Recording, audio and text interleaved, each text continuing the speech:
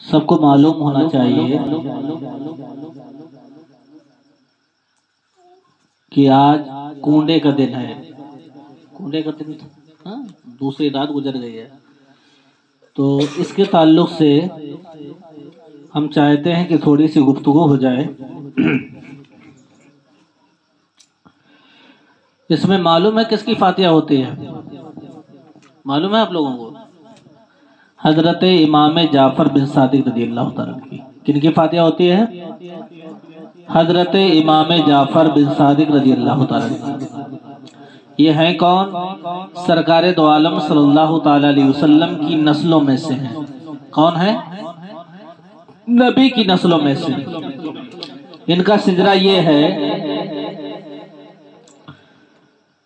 حضرت علی کرم اللہ وجہ الکریم، ان کے بیٹے حضرت امام حسین رضی اللہ تعالیٰ، ان کے بیٹے حضرت زین العابدین، ان کے بیٹے حضرت امام باقر، پھر ان کے صاحبزادے حضرت امام جعفر بن صادق ہیں. کون ہیں؟ حضرت امام جعفر بن صادق امام حسین رضی اللہ تعالیٰ عنہ کے پر پوتے. ان کے بیٹے زین العابدین، ان کے بیٹے حضرت امام باقر، پھر ان کے بیٹے حضرت امام جعفر بن صادق. امام جعفر بن صادق رضی اللہ تعالیٰ عنہ علم و حکمت کے تعلق سے بہت بڑے امام گزرے ہیں. ان کے بارے میں بتایا جاتا ہے کہ امام جعفر بن صادق علم کے جامع ہیں. کیا ہیں؟ علم کے جامع. جہاں علم کی انتہا ہوتی ہے اس انتہا کو حضرت امام جعفر بن صادق رضی اللہ تعالیٰ عنہ پہنچے ہیں.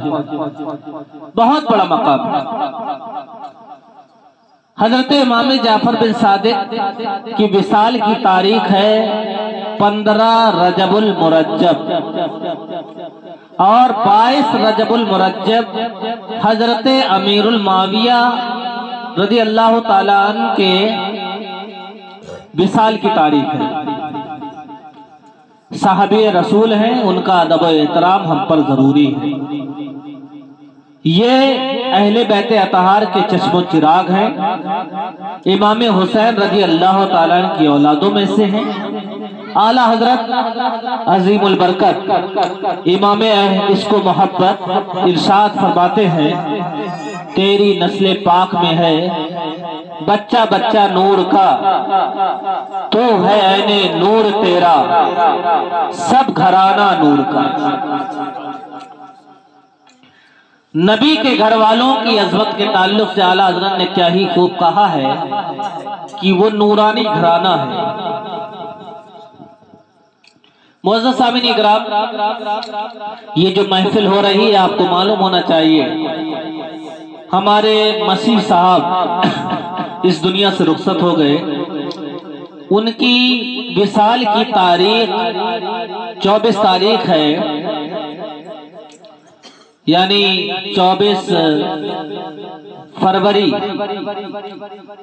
فروری وصال کی تاریخ ہے. ان کے اہل خانہ نے ایصال ثواب کے لیے یہ محفل پاک کا انعقاد فرمایا.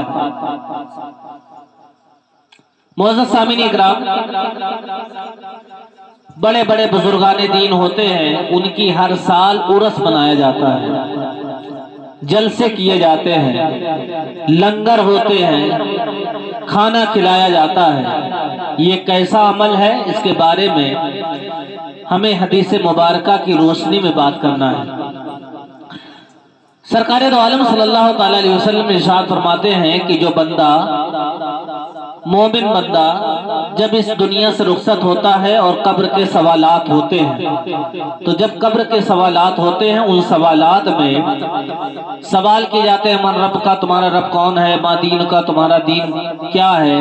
ما کنت تقول فی حق حاضر رجل، ان کے بارے میں تو کیا کہتا تھا؟ سرکار کا جسم مبارک آئے گا اور سامنے فرشتے پوچھیں گے ان کے بارے میں تو کیا کیا کہتا تھا. تو اگر بندے نے قبر کے سوالات کا جوابات صحیح دے دیے تو اللہ کے فضل و کرم سے اس کی نیا پار ہو جائے گی. سمجھ گئے میری بات؟ اس کی نیا پار ہو جائے گی. اور اگر سوالات کے جوابات صحیح سے نہ دیے تو اس کی نیا پھنس جائے گی اور عذاب قبر میں وہ شخص مبتلا ہوگا۔ معزز سامعین اکرام، بہت سے ایسے لوگ ہیں جن سے اللہ تبارک تعالیٰ سوال نہیں کرے گا۔ جو مومن اللہ کا نیک بندہ اس دنیا سے رخصت ہوتا ہے اور جمعے کے دن انتقال کرتا ہے اور اس کی نماز جنازہ جمعے کو ہو جائے اور اس کی تدفین بھی جمعے کو ہو جائے، یعنی اس کی مٹی لگ جائے، تو وہ بندہ کا اس حساب و کتاب نہیں ہوگا اگر مومن ایمان بالخیر خاتمہ ہوا۔ معزز سامعین اکرام، آج ہمارے درمیان سے ایک ہستی کا انتقال ہوا۔ حضرت علامہ مولانا عادل صاحب کی والدہ محترمہ بڑے دنوں سے علیل چل رہی تھی، طبیعت خراب تھی، دعائیں ہو رہی تھی۔ آج اس دار فانی سے دار بقا کی جانب پہنچ گئے۔ معزز سامعین اکرام، یہ دار فنا ہے۔ اس جگہ سے ہر انسان کو فنا ہونا ہے۔ دار بقا وہ ہے جس جگہ پر انسان باقی رہے گا۔ معزز سامعین اکرام، وہ اس دنیا سے رخصت ہوئی اور میری یہ گزارش تھی کہ مغرب کے بعد اگر نماز جنازہ ہو تو بہتر ہوگا، لیکن حالات کو مد نظر دیکھتے ہوئے ان کی نماز جنازہ عصر کے بعد ہوئی۔ اللہ تبارک تعالیٰ مرحومہ کی مغفرت فرمائے۔ جب حساب و کتاب اس نے سوالات فرشتوں نے کیے، جوابات مومن نے دے دیے، دینے کے بعد پھر فرشتے کہتے ہیں نم کنومت العروس، سوچا جیسے کہ دلہن سوتی ہے۔ اسی سے عرس نکلا ہے، عروس، سوچا جیسے کہ دلہن سوتی ہے۔ جو نیک بندے اس دنیا سے رخصت ہوں گے، اللہ اور اس کے رسول کی رضا کے لیے رخصت ہو جائیں گے، تو اللہ تبارک تعالیٰ ان کا حساب و کتاب آسانی فرمائے گا اور اللہ تبارک تعالیٰ اپنے نیک بندوں کو بے حساب بھی جنت میں داخل فرمائے گا۔ اور بہت سے ایسے لوگ ہوں گے جن سے اللہ تبارک تعالیٰ قبر میں سوال نہیں فرمائے گا۔ وہ جمعے کے دن یا رمضان المبارک میں جو بندہ ایمان بالخیر خاتمہ فرمائے۔ اب کوئی کافر اس دنیا سے رخصت ہو جائے جس کے پاس ایمان نہیں ہے تو کیا اس سے حساب و کتاب نہیں ہوگا؟ اگر بے ایمان انسان اس دنیا سے رخصت ہو جائے، وہ رمضان المبارک میں رخصت ہو یا پھر جمعے کے دن، اس سے حساب و کتاب لیا جائے۔ اللہ تبارک تعالیٰ نے قرآن پاک میں ارشاد فرمایا کل نفس ذائقۃ الموت، ہر نفس کو موت کا مزہ چکھنا ہے۔ اب جو عرس منائے جاتے ہیں اس کی وجہ کیا ہوتی ہے؟ اس کی وجہ آپ کو نہیں معلوم ہوگی۔ اس کی وجہ یہ ہے کہ اس عرس میں، اس برسی کی فاتحہ میں جن کے بچے لائق ہوتے ہیں، جن کے بچے تہذیب و تمدن سے آراستہ اور پیراستہ ہوتے ہیں، وہ اپنے باپ کے ایصال ثواب کے لیے ہمیشہ تڑپتے رہتے ہیں کہ کوئی ایسا کام کرے جس کے ذریعے سے میرے والدین کی مغفرت ہو جائے۔ بات صحیح ہے کہ نہیں ہے؟ ہم لوگ فاتحہ کیوں دلاتے ہیں؟ ہم 10واں کیوں کرتے ہیں؟ 20واں کیوں کرتے ہیں؟ ہم 40واں اور تمائی، چھمائی اور برسی کیوں کرتے ہیں؟ اس کی وجہ صرف اور صرف یہ ہوتی ہے کہ یہ تحفہ، اس کا ثواب کا تحفہ جب اللہ تبارک تعالیٰ کی بارگاہ میں قبول ہوگا اور قبول ہونے کے بعد اس کا اجر اس مرحوم کو ملے گا جس کے ذریعے سے اس کے گناہ دور ہو جائیں گے۔ یہی تو وجہ ہوتی ہے۔ اللہ تبارک تعالیٰ کے حبیب سرکار دو عالم صلی اللہ تعالی علیہ وسلم نے ارشاد فرمایا تقصروا السلام تطیع الطعام ایو الاسلام خیرہ۔ صحابہ نے سوال کیا ایو الاسلام خیرہ، اسلام میں سب سے بہتر عمل کون سا ہے؟ تو سرکار دو عالم صلی اللہ تعالی علیہ وسلم نے ارشاد فرمایا، صحابہ نے عرض کیا ایو الاسلام خیرہ، اسلام میں سب سے بہتر عمل کون سا ہے؟ تو سرکار دو عالم صلی اللہ تعالی علیہ وسلم نے ارشاد فرماتے ہیں تقرأ السلام وتطیع الطعام، لوگوں کو کھانا کھلانا اور لوگوں سے سلام کرنا یہ اسلام میں سب سے بہتر عمل ہے۔ اب عرس میں ہوتا کیا ہے؟ عرس میں یہی ہوتا ہے کہ لوگ جمع ہوتے ہیں، جمع ہونے کے بعد وہاں پر لنگر کا انتظام ہوتا ہے، جو لوگ جاتے ہیں کھانا کھلاتے ہیں ان کے گھر والے۔ تو یہ سب سے بہتر عمل ہے۔ تو کس نیت سے کھلایا جا رہا ہے؟ اپنے مرحومین کے نام سے کھلایا جا رہا ہے، اپنے بزرگوں کے نام سے کھلایا جا رہا ہے۔ اس کا جو صلہ ملے گا اللہ تبارک تعالیٰ، اس صلے کا جو ثواب جو ملے گا وہ سارا ثواب مرحوم کو پہنچے گا۔ معزز سامعین اکرام، اللہ تبارک تعالیٰ نے ہمیں پیدا کیا اور آپ کو بھی پیدا کیا۔ ہمارے والدین کا بڑا احسان ہم لوگوں پر ہے کہ انہوں نے پیدا کیا، پیدا کرنے کے بعد اللہ تبارک تعالیٰ نے بہت بڑا مقام ماں باپ کا عطا فرمایا، یہاں تک کہ کہا گیا کہ اپنے والدین کو اف تک نہ کہو۔ اگر وہ ناراض ہو جائیں تو اب ایسا نہیں ہے کہ آپ ناراضگی کے چکر میں ان کو اف کہہ دیں، اف تک نہ کہیں، ان کے ساتھ بدتمیزی نہ کریں، ان کے ساتھ غلط سلوک نہ کریں۔ یہ میرا پروردگار عالم امت محمدیہ کو درس دے رہا ہے کہ اے لوگوں، اپنے والدین کے ساتھ کیا کرو؟ وَبِالْوَالِدَيْنِ احسانا، والدین کے ساتھ احسان کرو۔ وَلَا تُشْرِكُوا بِاللَّهِ، اللہ کی بارگاہ میں شرک نہ کرو۔ وَبِالْوَالِدَيْنِ احسانا، اور اپنے والدین کے ساتھ احسان کرو۔ اس بات سے یہ بات سمجھ میں آتی ہے کہ اللہ تبارک تعالیٰ کی بارگاہ میں کوئی ایسا کام نہ کرو جس کے ذریعے سے شرک ہو جائے، اور اپنے والدین کے ساتھ ایسا سلوک نہ کرو جو احسان سے دور ہو جائے۔ آپ ان کے ساتھ بدتمیزی کرنے لگے۔ شاید کہ ہو سکتا ہے کہ ماں باپ نے آپ کو پالا اور پوسا اور بڑا کیا، بڑا کرنے کے بعد آپ جوان ہوئے، جوان ہونے کے بعد اس کے بعد تمہارے ماں باپ نے تمہاری شادی کر دی۔ شادی کرنے کے بعد آپ کے گھر میں ایک دوسرے گھر سے اور ایک اجنبی عورت کے ساتھ آپ کا نکاح کر کے آپ کو یعنی جوزیت میں داخل فرما دیا۔ معزز سامعین اکرام، اب اس کی ٹیڑھی میڑھی باتوں سے ایسا نہ ہو جس کے ذریعے سے تم اپنے والدین سے دور ہو جاؤ۔ معزز سامعین اکرام، اللہ تبارک تعالیٰ نے والدین کا بھی بڑا مقام رکھا ہے، اور جوزہ محترمہ کا جو مقام ہے وہ بھی اس کا جو حق ہے اس کو بھی اللہ تبارک تعالیٰ نے قرآن پاک میں اور نبی نے حدیث مبارکہ کے ذریعے سے سمجھایا ہے۔ معزز سامعین اکرام، بی بی کا حق کے تعلق سے بتایا جاتا ہے کہ عورت کو کس لیے بنایا گیا ہے۔ قرآن پاک کی آیت کریمہ ہے لِتُسْكُنُوا إِلَيْهَا، عورتوں کو اللہ تبارک تعالیٰ نے سکون حاصل کرنے کے لیے بنایا ہے۔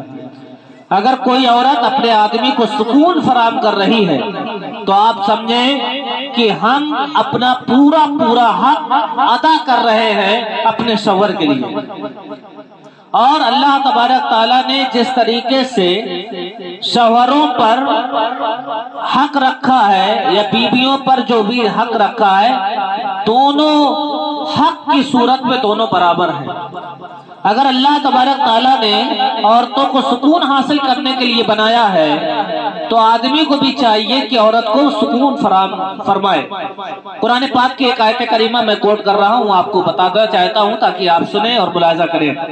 سرکار دو عالم صلی اللہ تعالیٰ علیہ وسلم پر جو قرآن پاک نازل ہوا، اس قرآن پاک کی ایک آیت کریمہ یہ بھی ہے، ہن لباس لکم وانتم لباس لہن، عورتیں تمہارا لباس ہیں اور تم ان کا لباس ہو۔ معزز سامعین اکرام، تم پر ضروری ہے کہ اپنے شوہروں کا اسی طریقے سے خیال رکھو۔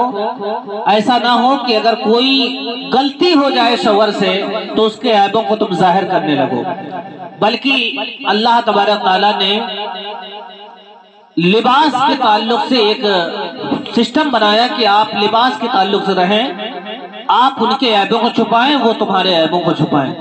یہ ہم پر ضروری ہے۔ دوسری بات یہ ہے کہ اس دنیا میں رہ کر ہمیں اللہ تبارک تعالیٰ نے بھیجا اور کس خاطر بھیجا، یہ سب کو معلوم ہونا چاہیے کہ کس خاطر بھیجا ہے۔ اللہ تبارک تعالیٰ قرآن پاک میں ارشاد فرماتا ہے وَمَا خَلَقْتُ الْجِنَّ وَالْإِنسَ إِلَّا لِيَعْبُدُونَ، ہم نے جناتوں اور انسانوں کو پیدا نہیں کیا عبادت کے لیے۔ تو اللہ تبارک تعالیٰ نے ہمیں اور آپ کو عبادت کے لیے پیدا کیا ہے، تو ہم لوگ اللہ کی عبادت خوب خوب کرتے جائیں۔ اور ایصال ثواب کے تعلق سے بتا دیں آپ کو کہ ہم عبادت و ریاضت کریں جب تک اس دنیا میں رہیں، اور اپنے بچوں کو تعلیم و تربیت سے بھی آراستہ کریں، تاکہ ہماری اولادیں کل ہم اس دنیا سے جب رخصت ہوں تو ہماری اولادیں ہمارے لیے ایصال ثواب کریں۔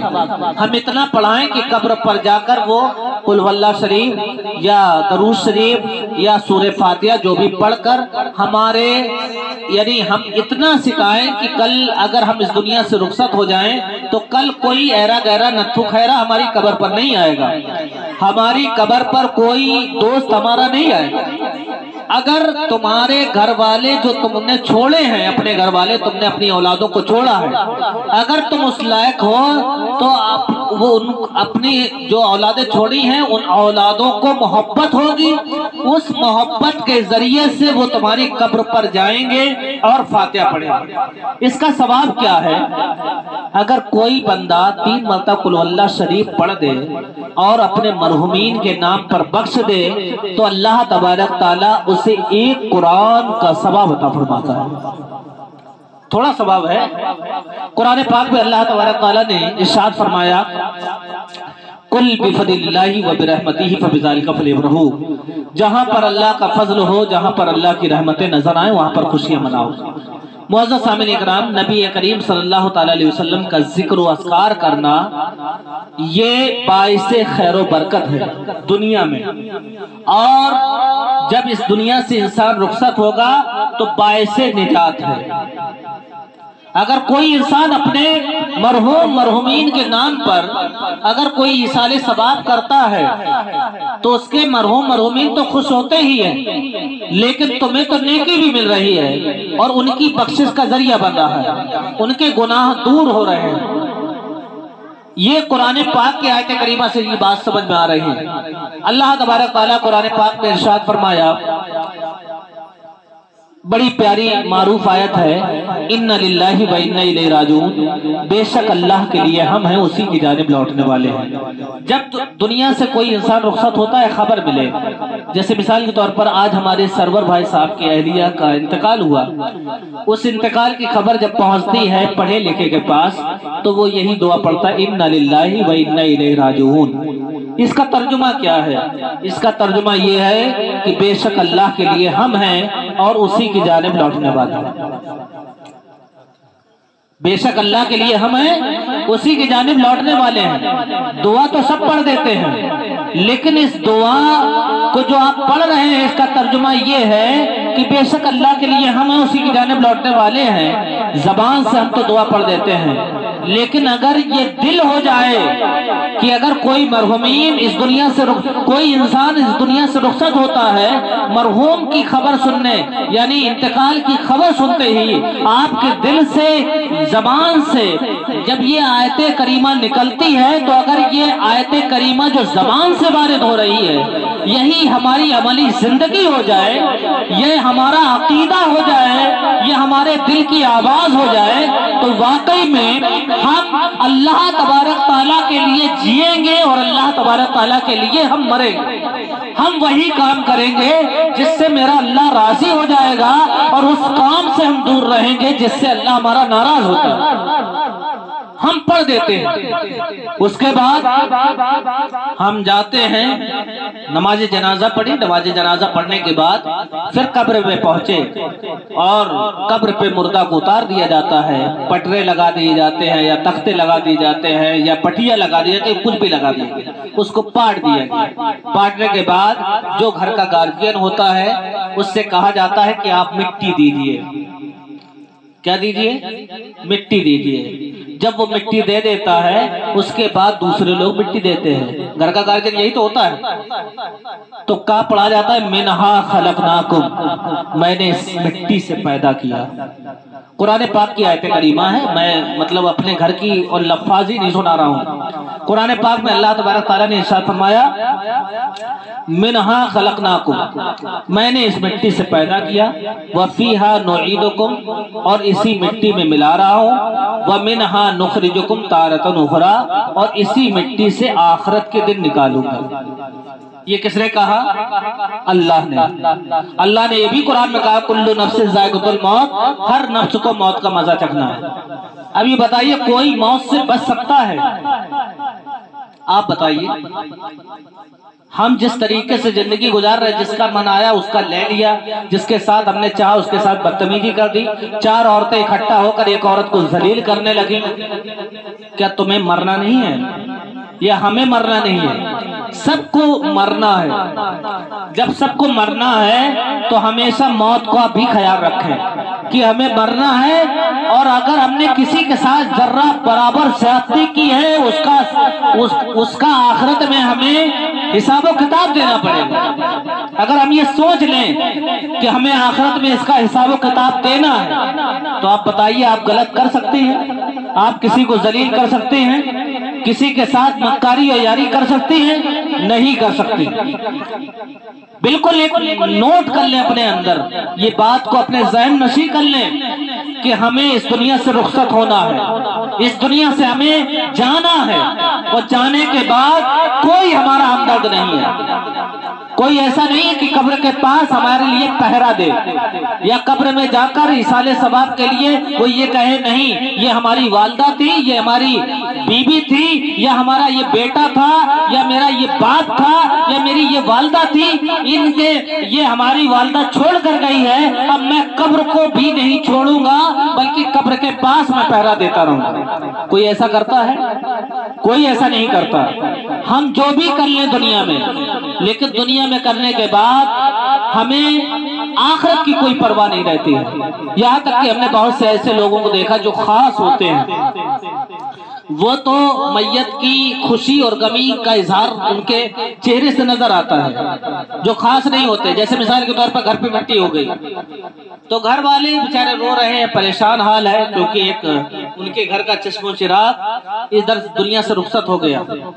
تو اس کو تو درد ہو رہا ہے، لیکن پڑوسی میں درد کچھ نہیں. ارے دنیا کو جانا ہے، چلے جانا ہے. کہتا وہیں پر انہیں گھر پہ بیٹھ کر ہنسی تفریح ہو رہی ہے. قبر میں جا کر قبر کے تعلق سے ہمیں کچھ فکر نہیں ہے کہ ہمیں بھی مرنا ہے. ایک دن مجھے بھی کفن میں باندھ دیا جائے گا، اور اس میں ہمیں اندر اتار دیا جائے گا اور پاٹ دیا جائے گا، اور دنیا ہمیں جنگل پہ چھوڑ کر چلی آئے گی اپنے گھر میں. کوئی بریانی میں مست ہو جائے گا، کوئی انسان چائے ناشتہ میں لگ جائے گا، سب اپنا کام میں لگ جائیں گے. لیکن معزز سامعین اکرام، سوچیں کہ اللہ تبارک تعالیٰ نے ہمیں کس لیے پیدا کیا. اگر ہم نے نمازوں کو ادا کیا، اللہ کے ذکر و اذکار کرتے رہے، نبی کے نقش قدم پر چلتے رہے، نبی کی محبتیں اپنے دلوں میں جاگزی کر لی، اور نبی کے نقش قدم پر چل کر ہم نے اپنی زندگی کو سنوار لیا، واقعی میں یہ دنیا کچھ نہیں نظر آئے گی اسے، بلکہ آخرت اتنی اچھی ہوگی کہ نماز، قرآن اور اچھے نیک عمل اس کے لیے اتنے سہارا بنیں گے. کوئی روشنی فراہم کرے گا، کوئی اس کے لیے حمایت کرے گا. اور اگر نمازوں کو چھوڑا، نبی کے نقش قدم کو چھوڑا، نبی کی محبت دلوں سے نکال دی، تو کوئی مددگار آپ کو نہیں ملے گا. کوئی مددگار نہیں ملے گا. آپ میری بات کو نوٹ کریں اور آج سے یہ توبہ کریں کہ اللہ تبارک تعالیٰ کی بارگاہ میں آج ہم توبہ کرتے ہیں کہ ہر غلط کام سے ہمیں محفوظ و معمون ہے. معزز سامعین اکرام، جو قرآن کی ایک آیت کریمہ ہے، منہا خلقکم ان للہ و انا الیہ راجعون، بے شک اللہ کے لیے ہم ہیں، اسی کی جانب لوٹنے والے ہیں. اس آیت کریمہ پر آپ عمل کرتے ہیں. اس آیت کریمہ پر بے شک ہماری زندگی اللہ کے لیے ہی گزرے گی، اور جب تک ہم زندہ رہیں گے صرف اللہ کے لیے، اور اس کے جانب جب لوٹیں گے تو اللہ کی رضا کے لیے۔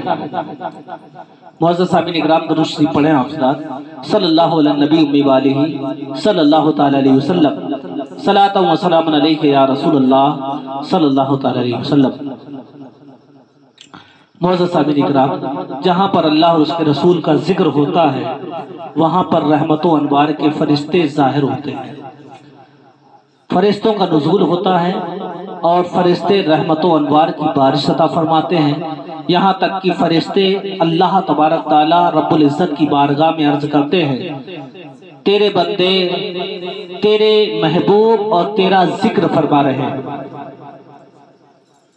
وہاں پر یعنی یہ میلاد تو بہت تمہیں لگ رہی ہے کہ بالکل چھوٹی سی میلاد ہو رہی ہے، لیکن اس کا مقام کیا؟ فرشتے آ رہے ہیں، فرشتے اپنے قلم سے لکھ رہے ہیں کہ کون کون ہے جو یہ میلاد کو سن رہا ہے، کس نیت سے سن رہا ہے، اور پھر وہی فرشتے لکھا ہوا فہرست کو اللہ کی بارگاہ میں پیش کر دیتے ہیں، تو اللہ تبارک تعالیٰ ان کی مغفرت فرما دیتا ہے، ان کی بخشش کر دیتا ہے۔ یہ چھوٹی چیز ہے، مثال کے طور پر آپ دنیا میں کوئی گناہ کر لیں، دنیا میں کوئی آپ خطا کر لیں اور آپ کو پولیس پکڑ لے جائے، اور پھر کوئی ایک ایسا عمل تمہارے گھر والے کر دیں اور چھوڑ دیں تو تمہیں کتنی خوشی ہوگی۔ ہم دنیا میں رہ کے کیا کر رہے ہیں بتائیے آپ؟ 5 ٹائم نماز نہیں ہو رہی ہم سے ادا، یہاں تک کہ ہمارے بزرگوں نے کس طریقے سے نماز پڑھی؟ کسی شاعر نے کیا کہا تھا، نہ مسجد میں نہ بیت اللہ کی دیواروں کے سائے میں نماز عشق ادا ہوتی ہے تلواروں کے سائے میں۔ آج ہم سکون سے نماز پڑھنا چاہیں تو ہم نہیں پڑھ رہے، لیکن ہمارے امام حسین کو دیکھو، حضرت زین العابدین کو دیکھو، حضرت امام علی اکبر کو دیکھو، حضرت عباس علمدار کو دیکھو، کربلا کے تفتے ہوئے صحرا میں وہاں پر امام حسین اس وقت بھی نماز قضا نہیں کر رہے ہیں جس وقت 18 سال کا نوجوان بیٹا بے گورو کفن نظر آ رہا ہے۔ علی اصغر کے گلے پر، ان کے حلقوم پر تیر لگا ہوا ہے، حضرت عباس علمدار کے بازو کٹے ہوئے ہیں، لاشوں کے امداد لگے ہوئے ہیں، لیکن حضرت امام حسین نے اس وقت بھی نماز قضا نہیں کی۔ اسی لیے شاعر نے کہا، نہ مسجد میں نہ بیت اللہ کی دیواروں کے سائے میں نماز عشق ادا ہوتی ہے تلواروں کے سائے میں۔ معزز سامعین اکرام، علامہ اقبال صاحب ارشاد فرماتے ہیں، مسجد تو بنا لی شب بھر میں ایمان کی حرارت والوں نے، من اپنا پرانا پاپی تھا برسوں میں نمازی بن نہ سکا۔ معزز سامعین اکرام، آپ کی مسجد، آپ کی گرولی کی سرزمین کی جامع مسجد، جب کوئی باہری آدمی آتا ہے تو دیکھتا ہے تو اس کا دل خوش ہو جاتا ہے کہ اتنے چھوٹے سے گاؤں میں اتنی خوبصورت مسجد بنی ہے، لیکن جب نمازیوں پر غور و فکر کیا جاتا ہے تو معزز سامعین اکرام، ڈی جے بج جائے تو جنتا بغیر بلائے پہنچ جاتی ہے، لیکن اگر اللہ تبارک تعالیٰ کی ایک گھر سے حیا علی الصلاۃ حیا علی الفلاح کی صدائیں بلند ہوتی ہیں، آؤ نماز کی جانب، آؤ کامیابی کی جانب، تو کوئی بندہ ایسا نہیں سوچتا کہ اس کے جسم کا رواں یعنی رواں حرکت کرے کہ مجھے پیغام کس جگہ سے آ رہا ہے۔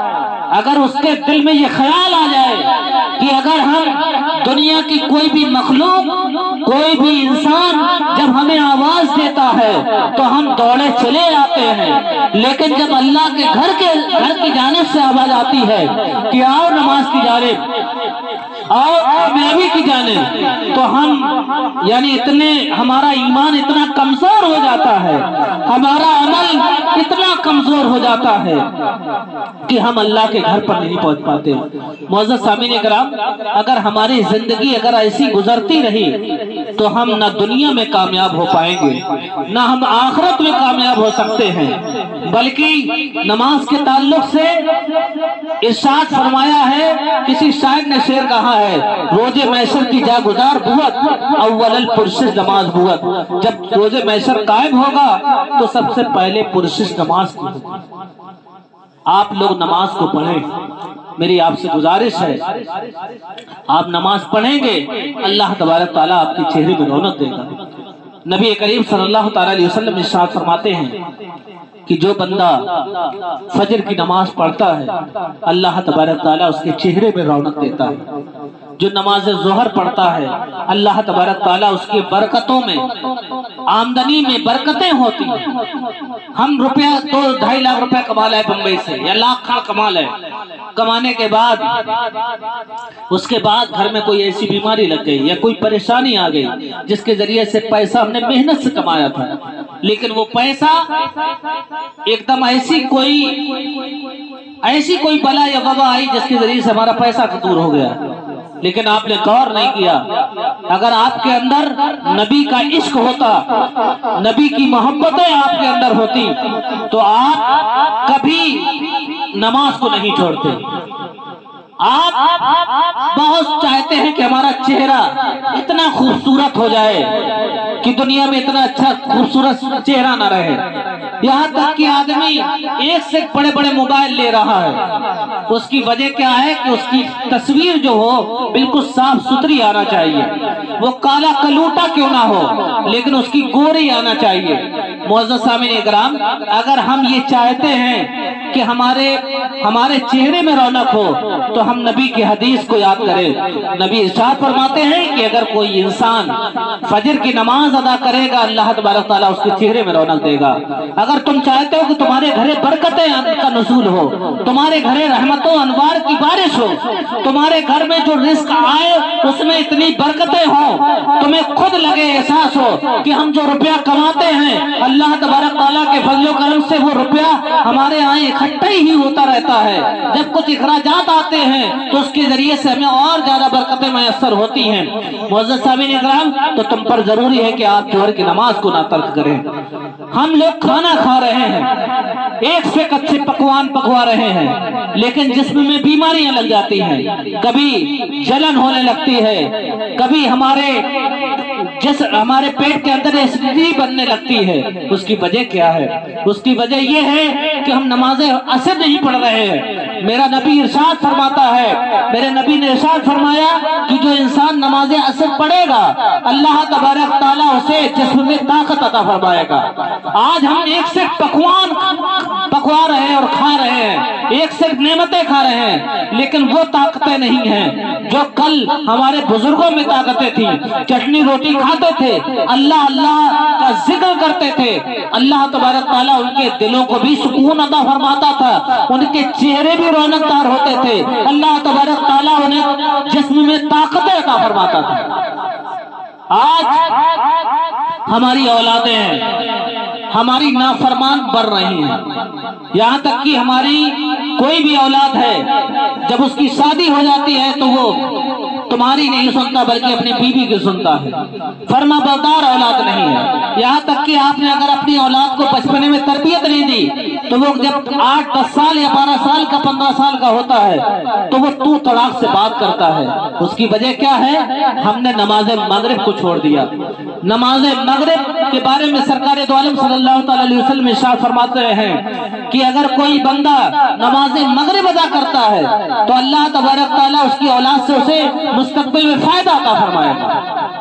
آج ہم رات میں موبائل کو اٹھا لیتے ہیں، 11-11 بجے تک لگے رہتے ہیں، 12-12 بجے تک لگے رہتے ہیں۔ اذان ہوتی ہے، ارے بچے نے پیشاب کر دیا، چھوٹا سا بچہ ہے، بڑا پیارا سا ننھا سا بچہ ہے، اب ہم نماز نہیں پڑھ سکتے ہیں، بڑے بڑے بہانے ہوتے ہیں، اس نے پیشاب کر دیا اب ہم کچھ نہیں کر سکتے۔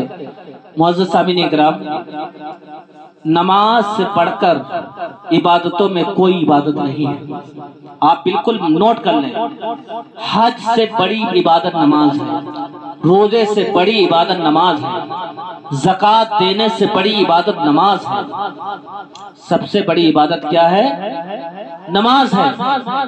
اگر مثال کے طور پر اگر کوئی آدمی آ جائے اور کہہ دے کہ محترمہ تیار ہو جائیے، آپ کو ہم میلہ دکھانے لے چل رہے ہیں، تو فوراً نہا دھو کر تیار ہو جائیں گی محترمہ صاحبہ، کیونکہ ہمارے ہسبینڈ لے کے جا رہے ہیں۔ معزز سامعین کرام، میری گزارش ہے کہ اس میلہ اور مدار میں جانے سے بہتر یہ ہے کہ آپ گھر میں رہ کر اللہ کی عبادت کریں۔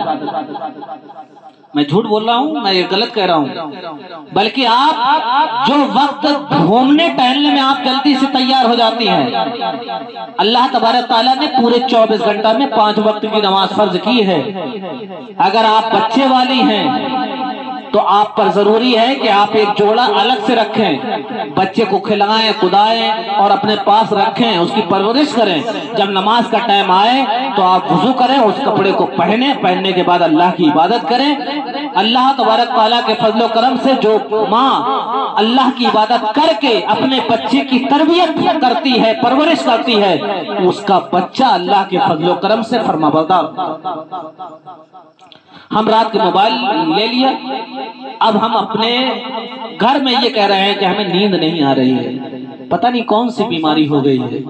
قرآن پاک میں اللہ تبارک تعالیٰ نے ارشاد فرمایا، اللہ بذکر اللہ تطمئن القلوب، اللہ کے ذکر سے انسان کے دل کو سکون ملتا ہے، دل میں سکون ملتا ہے۔ اور نماز عشاء پیسفل سیپ، نماز عشاء جو آپ پڑھیں گے، اللہ تبارک تعالیٰ تمہیں نیند سے راحت عطا فرمائے گا۔ جو انسان بستر پر لیٹ جائے اور اسے نیند نہ آئے اور وہ کروٹ بدل رہا ہو، تو اس وقت یہ احساس ہوتا ہے کہ مجھے نیند آ جائے۔ جب نیند نہیں آتی بڑا پریشان ہوتا ہے، لیکن کبھی غور کریں کہ نیند سے اگر آپ کو راحت چاہیے تو آپ عشاء کی نماز پڑھیں، موبائل کو سوئچ آف کریں، اس کے بعد آپ لیٹیں، اللہ کے فضل و کرم سے آپ کی فجر میں فوراً آنکھ کھلے گی۔ تو یہ عمل آپ کریں، میری گزارش ہے۔ اور حضرت امام جعفر بن صادق رضی اللہ تعالیٰ عنہ کے تعلق سے بتائیں، حضرت امام جعفر بن صادق رضی اللہ تعالیٰ عنہ بہت علم والے تھے، بہت علم دار، یہاں تک کہ علم کی جہاں انتہا ہوتی ہے، اپنے دور میں اپنے وقت میں علم کے تعلق سے وہ علم کے جامع تھے۔ یہاں تک کہ بتایا جاتے ہیں حضرت امام اعظم ابو حنیفہ جس امام کی ہم پیروی کرتے ہیں، حضرت امام اعظم ابو حنیفہ ان کی جوتیاں سیدھی کرتے تھے۔ کہتے ہیں امام اعظم ابو حنیفہ کہ اگر حضرت امام جعفر بن صادق رضی اللہ تعالیٰ نہ ہوتے تو واقعی میں ہلاک ہو گیا ہوتا۔ کیا ہو گیا ہوتا؟ میں ہلاک ہو گیا ہوتا۔ امام اعظم ابو حنیفہ کہہ رہے ہیں، اور وہ امام اعظم جن کے بارے میں سرکار دو عالم صلی اللہ تعالیٰ علیہ وسلم نے ارشاد فرمایا کہ اگر علم سریا پر ہوگا، اگر سریا پر ہوگا، فارس میں ایک ایسا ہونہار بچہ پیدا ہوگا، اگر علم سریا پر ہوگا، وہاں پر اگر علم ہوگا تو اس علم کو حاصل کرنے کے لیے حضرت نعمان بن ثابت، حضرت امام اعظم ابو حنیفہ اس کو حاصل کرنے، میرے نبی کے وصال کے بعد وہ پیدا ہوتے ہیں۔ حضرت امام اعظم ابو حنیفہ، حضرت امام اعظم ابو حنیفہ کہتے ہیں کہ اگر حضرت امام جعفر بن صادق رضی اللہ تعالیٰ عنہ ہوتے تو میں ہلاک ہو گیا ہوتا، میں تباہ ہو جاتا۔ معزز سامعین کرام، یہ تباہ ہونے کا معاملہ کیا ہے، اس کی وجہ آپ کو نہیں معلوم ہوگی، میں گزارش کر رہا ہوں آپ سے۔ تباہ ہونے کا مطلب یہ ہے کہ اللہ نے ہمیں زبان دی، ہمیں ہاتھ پیر دیے، سب کچھ عطا فرمایا، اور اس کے بعد اس نے وعدہ کیا کہ ہم تمہیں عبادت کے لیے پیدا کر رہے ہیں، پھر اگر آپ عبادت نہ کریں تو آپ تباہ ہوں گے کہ نہیں ہوں گے؟ آپ آباد ہو سکتے ہیں؟ نہیں آباد ہو سکتے ہیں۔ تباہ ہونے کا سب سے معاملہ یہ ہے کہ جو انسان علم نہ حاصل کرے، اس پر عمل نہ ہو، تو وہ انسان تباہ ہو جاتا ہے۔ تو حضرت امام جعفر بن صادق رضی اللہ تعالیٰ عنہ کے بارے میں ہم لوگ کونڈے کھاتے ہیں۔ کیا کھاتے ہیں؟ خستہ۔ سب کے گھرے بنے ہوں گے، خوب انہوں نے پکائے، اور پکانے کے بعد نام نمود کے لیے بہت سے لوگوں بلائیں گے، میرے یہاں خستے کھا لیجئے مولانا صاحب۔ آپ پڑوسیوں بلائیں گے، یہ کہیں گے کہ ہمارے یہاں خستہ کھا لیجئے۔ معزز سامعین کرام، خستہ ایسے کھانا ہی ضروری نہیں ہے، بلکہ خستوں کا بھی حق ادا کر دیا جائے۔ خستوں کا حق یہ ہے کہ آپ حضرت امام جعفر بن صادق رضی اللہ تعالیٰ عنہ کے نقش قدم پر چلیں، امام جعفر بن صادق کے نقش قدم پر چلیں۔ حضرت امام جعفر بن صادق رضی اللہ تعالیٰ عنہ کے والد محترم حضرت امام باقر ہیں، حضرت امام باقر کے والد محترم حضرت امام زین العابدین ہیں۔ ہماری بات بالکل غور سے تھوڑا سا سن لیں تاکہ آپ کے بات سمجھ میں آ جائے۔ درود شریف پڑھیں آپ حضرات، صلی اللہ علیہ نبی امی والہ صلی اللہ تعالیٰ علیہ وسلم، صلاۃ و سلام علیک یا رسول اللہ صلی اللہ تعالیٰ علیہ وسلم۔ حضرت زین العابدین رضی اللہ تعالیٰ عنہ کو سجاد کہا جاتا ہے۔ کیا کہا جاتا ہے؟ سجاد۔ سجاد کہتے ہیں سب سے زیادہ سجدے کرنے والا۔ اب یہ سمجھ لیجئے کہ امام حسین وہ ذات ہیں جنہوں نے اتنی مصیبت کے عالم میں ان کے بچوں کی لاشیں رکھی ہیں اور اس وقت بھی نماز کو قضا نہیں کر رہے ہیں، اور اس کے بعد ان کے گھر کے سارے چشم و چراغ گل ہو جاتے ہیں۔ اس کے بعد وہ اللہ کی عبادت و ریاضت اس طریقے سے کرتے ہیں، اتنی عبادت و ریاضت کرتے ہیں کہ ان کا خطاب پڑ گیا سجاد۔ اب انہی کے خاندان کے ہم چاہنے والے، ان کے صدقے میں ہم خستے کھا رہے ہیں، تو اگر ہم نماز کی پابندی نہیں کریں گے تو واقعی میں یہ ہمارے خستہ کھانا بھی بہتر نہیں ہوگا۔ یہ تک بتایا گیا ہے کہ اگر کوئی انسان نماز کا پابند ہے اور اللہ کے حکم کی پابندی کر رہا ہے، اب بالکل تمہارے مطلب کی بات بتانا چاہتا ہوں تاکہ آپ کے بات سمجھ میں آ جائے۔ امام جعفر بن صادق رضی اللہ تعالیٰ عنہ کی فاتحہ دلائی، اور اس کے بعد جس نیت سے جو بندہ خستہ کھائے گا اللہ تبارک تعالیٰ اس کی حاجت کو پورا فرما دے گا، وہ نیت کو پورا فرما دے گا۔ کتنی بڑی بات بتائی آپ کو، آپ سبحان اللہ کہتے تو بہت بڑی بات رہے گی۔ اگر آپ خستہ جو کھاتی ہیں، اگر آپ نیت کر لیں کہ اللہ تبارک تعالیٰ میری یہ مراد پوری ہو جائے، تو اس خستے کی برکت یہ ہوگی کہ خستہ آپ امام جعفر بن صادق کی فاتحہ کا کھا رہے ہیں، لیکن اللہ تبارک تعالیٰ تمہاری نیتوں کو پورا فرما دے گا۔ یہ ہے خستہ۔ حضرت امام جعفر بن صادق رضی اللہ تعالیٰ بہت بڑی عظیم ہستی ہے، تو ہم یہی بات آپ سے پھر عرض کرنا چاہتے ہیں کہ ایک واقعہ اور ایک نبی کریم صلی اللہ علیہ وسلم کے زمانے کی ایک چھوٹی سی بات بتا دیں، اور اتنی قیمتی لاقیمتی ہے، درود شریف پڑھیں اور اس کے بعد بات کو ختم کیا جائے۔ درود شریف پڑھیں، صلی اللہ علیہ نبی امی والہ صلی اللہ تعالیٰ علیہ وسلم، صلاۃ و سلام علیک یا رسول اللہ صلی اللہ تعالیٰ علیہ وسلم۔ حضرت ام المومنین حضرت عائشہ صدیقہ رضی اللہ تعالیٰ، حضرت ام المومنین حضرت عائشہ صدیقہ رضی اللہ تعالیٰ، جانتے کہ نہیں جانتے؟ عائشہ صدیقہ کون ہے؟ بتا سکتا ہے کوئی؟ حضرت عائشہ صدیقہ رضی اللہ تعالیٰ عنہا یہ کون ہے؟ سرکار دو عالم صلی اللہ تعالیٰ علیہ وسلم کی جوزہ محترمہ ہے۔ کون ہے؟ جوزہ محترمہ ہے۔ سرکار دو عالم صلی اللہ تعالیٰ علیہ وسلم کی جوز ہیں، ان کی بیوی ہیں۔ حضور اقدس صلی اللہ تعالیٰ علیہ وسلم کی بارگاہ میں تشریف فرما ہے، اور اللہ کے نبی سرکار دو عالم صلی اللہ تعالیٰ علیہ وسلم نے ارشاد فرمایا، اللہ کے نبی سرکار دو عالم صلی اللہ تعالیٰ علیہ وسلم نے ارشاد فرمایا کہ اے عائشہ جو تجھے مانگنا ہو مانگ لے، اے عائشہ جو تجھے مانگنا ہو مانگ لے۔ بات سمجھ میں آ رہی کہ نہیں آ رہی؟ جو تجھے مانگنا ہو مانگ لے۔ ادھر بیٹھو آ کے تم لوگ، ادھر بیٹھو آ کے۔